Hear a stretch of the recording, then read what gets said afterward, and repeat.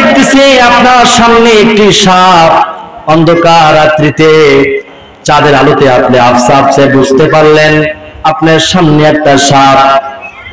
সাপকে দেখে আপনি কি খুঁজবেন? লাঠি খুঁজবেন।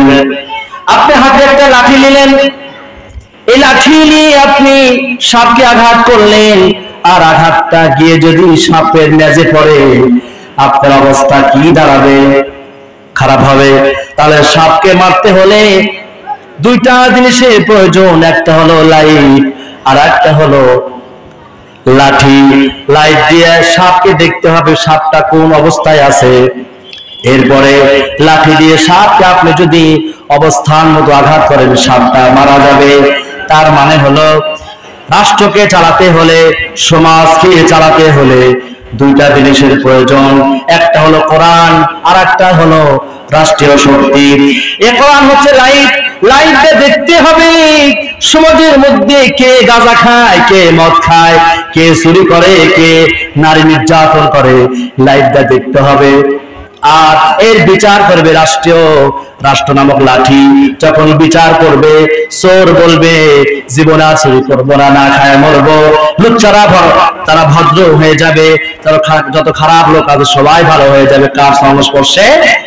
আল্লাহ কোরআনের আল্লামা ইকবাল বলেন, আগর কারগার হেরা আছে সোয়ে কম আয়া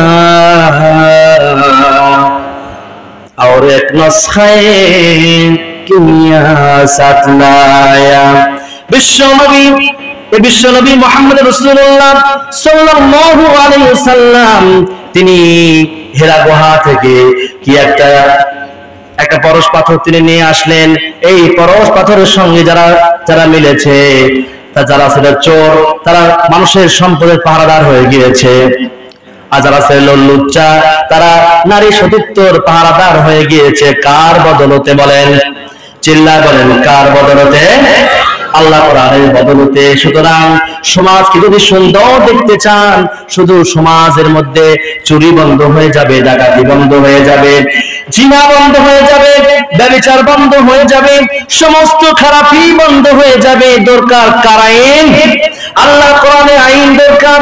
বর্তমান তো এমন অবস্থা দাঁড়িয়েছে, মসজিদের মধ্যে 500 টাকার জুতা পরে যদি ঢুকি, মসজিদ থেকে বের হয়ে জুতাটা পাবো কি পাবো না কোনো গ্যারান্টি নাই, ঠিক কিনা? এজন্য দেখবেন অনেক মসজিদের মধ্যে স্যান্ডেল রাখার জায়গা দেখে মনে হয় দেশটা স্বৈরাচার চালায়, ঠিক কিনা কোন? কারণ দেশের শাসক যদি আল্লাহ ওয়ালা হয়, বাঘ আর হরিণ একই ঘাটে পানি খাবে। আমার তো সময় নাই, ব্যাখ্যা করতে অনেক সময় প্রয়োজন হয়।